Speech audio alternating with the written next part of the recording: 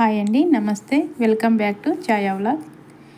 ఈ వీడియోలో మునక్కాయ సాంబార్ ఎలా చేయాలో చూద్దాం.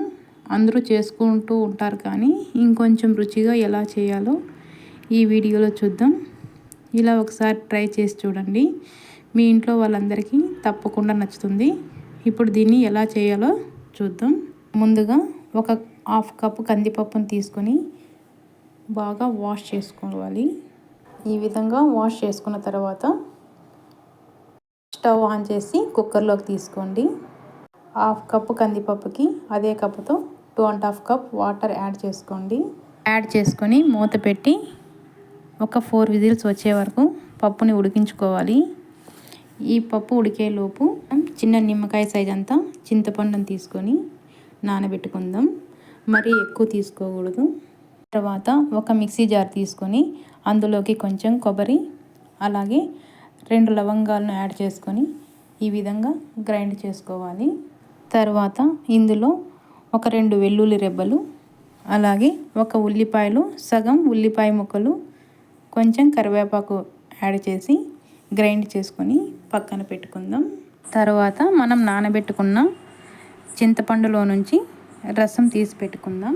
4 విజిల్స్ వస్తే సరిపోతుందండి. కరెక్ట్గా 4 విజిల్స్ రాగానే స్టవ్ ఆఫ్ చేసేసి కుక్కర్ని పక్కన పెట్టేసుకోవాలి. చూడండి, పప్పు చాలా బాగా ఉడికిపోయింది.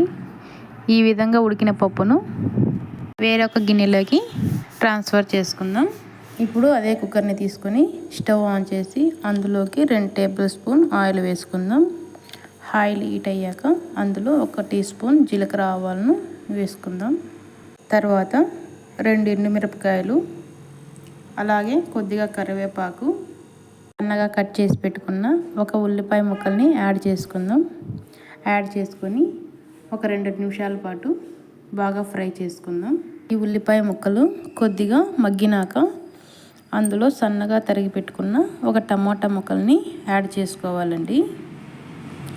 ఈ టమాటా ముక్కల్ని యాడ్ చేసుకున్న తర్వాత 1-2 నిమిషాల పాటు బాగా ఫ్రై చేసుకుందాం. ఈ విధంగా ఫ్రై చేసుకున్నాక అందులోకి మనం ముందుగా కట్ చేసి పెట్టుకున్న 4 మునక్కాయలను వేసుకుందాం. మునక్కాయలు యాడ్ చేసుకొని మరో 2 నిమిషాల పాటు మంటను మీడియం ఫ్లేమ్లో పెట్టుకొని ఫ్రై చేసుకుందామండి. తర్వాత రుచికి సరిపడ్డ సాల్ట్ని యాడ్ చేసుకుందాం.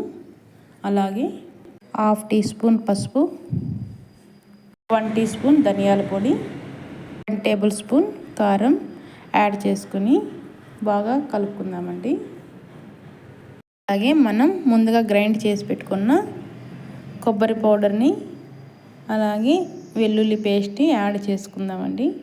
యాడ్ చేసుకొని మరోసారి బాగా కలుపుకుందాం. ఇప్పుడు ఇందులోకి మనం ముందుగా తీసి పెట్టుకున్నాం కదా చింతపండు రసాన్ని కూడా ఇందులోకి యాడ్ చేసుకుందాం. చేసుకొని మరొకసారి బాగా మిక్స్ చేసుకుందాం. ఇప్పుడు మనం ఇందులోకి మనం ముందుగా ఉడికించి పెట్టుకున్నాం కదా ఆ పప్పును కూడా ఇందులోకి యాడ్ చేసుకుందాం. యాడ్ చేసుకొని మనకు కావాలంటే కొద్దిగా వాటర్ని యాడ్ చేసుకోవచ్చు, లేదంటే సరిపోతుందండి.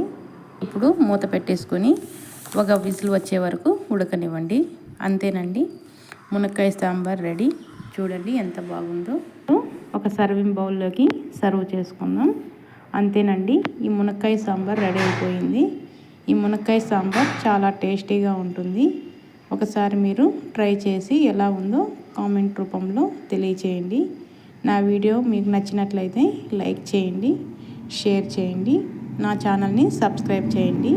నోటిఫికేషన్స్ కోసం పక్కనే ఉన్న బెల్ని క్లిక్ చేసి ఆన్లో పెట్టుకోండి. Thanks for watching.